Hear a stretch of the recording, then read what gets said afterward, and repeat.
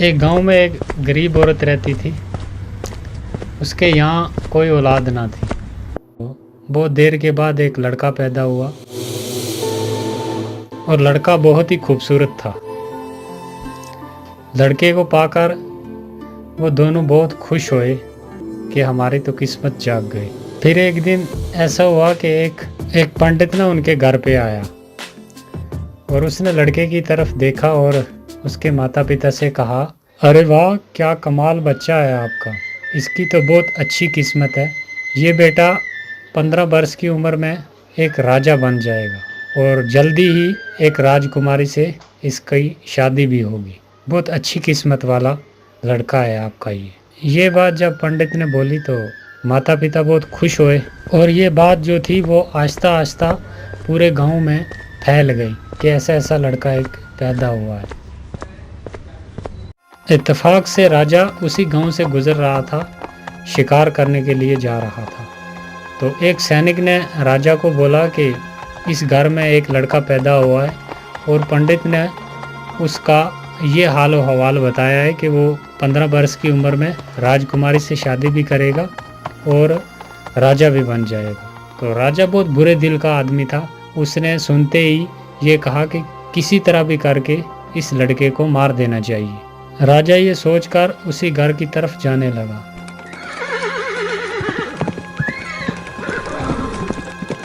चलते चलते जब उस घर पहुंच गया तो उसने उस लड़के के माता पिता से कहा,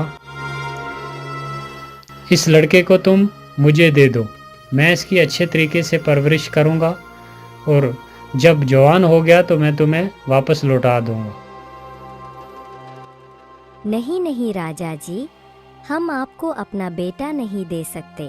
बहुत देर के बाद हमारे यहाँ एक बेटा पैदा हुआ है, तो आप क्षमा करें हमें।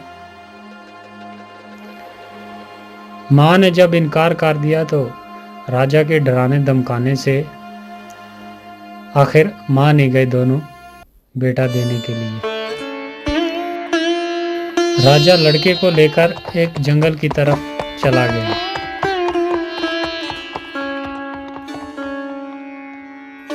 और चलते चलते रास्ते में एक दरिया आ गया और उसने एक बक्से में बंद करके उस लड़के को दरिया में छोड़ दिया।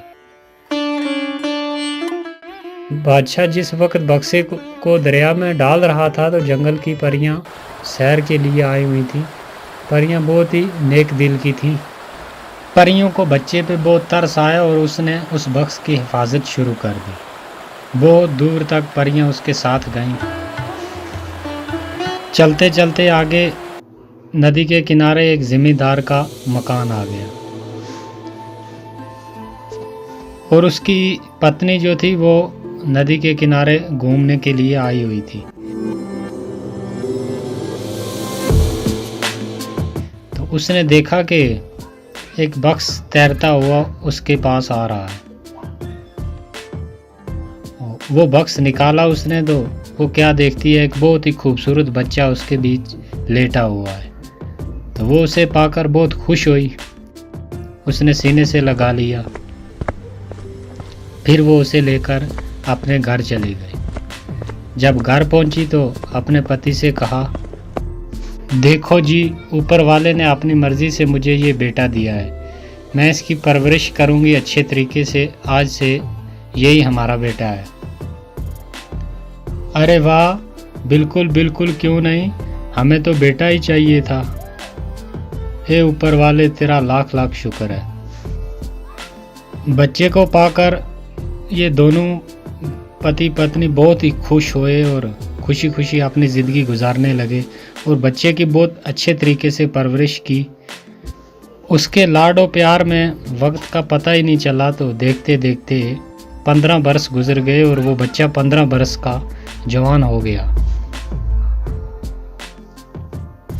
और तकदीर एक बार फिर बच्चे को उसी मोड़ पर ले आई।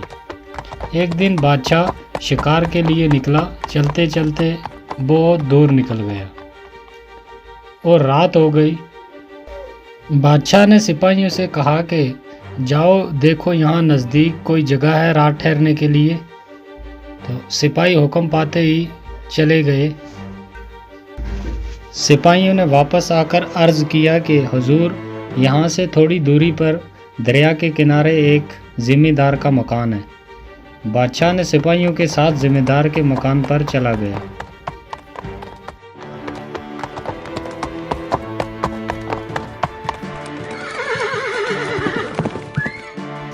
बादशाह जब उसी घर पहुंचा तो घर वालों ने बड़ी इज्जत और खलूस के साथ उसे खिलाया पिलाया, अच्छे तरीके से उसकी मेहमान नवाजी की। फिर बादशाह ने क्या किया कि उस ज़िम्मेदार से पूछा, क्या तुम्हारी कोई औलाद है, कोई लड़का है, लड़की है तुम्हारी? हुजूर, हमारा तो अपना कोई बेटा नहीं है, लेकिन ऊपर वाले ने ये बेटा हमें दिया हुआ है। अब तो यही लड़का यही लड़की, हमारा तो सब कुछ यही है। तो बादशाह ने हैरानगी से उससे पूछा कि ये लड़का तुम्हें मिला कहाँ से? फिर उस ज़िम्मेदार ने सारी कहानी बादशाह को कह सुनाई और बादशाह ज़िम्मेदार की बात सुनकर सोच में पड़ गया। बादशाह को समझ आ गया कि ये वही लड़का है। वो समझ गया जिसको इसने बक्स में बंद करके दरिया में फेंक दिया था। बादशाह लड़के की जान लेने के लिए नई तरकीब सोचने लगा। आखिर एक तरकीब सूझ ही गई उसे। बादशाह ने ज़िम्मेदार से कहा, क्या तुम्हारा लड़का मेरा एक काम कर देगा? ज़िम्मेदार ने जवाब दिया, बड़ी खुशी से हुजूर, आप बादशाह हैं, आपका कहना कैसे मोड़ सकते हैं, आप हुक्म कीजिए। तो बादशाह ने कहा कि मेरा ये ख़त लेकर अपने लड़के को फ़ौरन मेरे शाही महल भेजो। ज़िम्मेदार ने बादशाह से अर्ज़ किया कि हुजूर, अभी तो बहुत रात हो गई है और रास्ते में बहुत घना जंगल भी है, तो अगर आपको इतराज़ ना हो तो सुबह होते ही मेरा लड़का जो है वो ख़त लेकर चला जाएगा। तो बादशाह ने कहा कि नहीं नहीं, अभी और इसी वक्त जाना होगा। तो बाप ने बेटे को ख़त देकर आखिर रवाना कर दिया।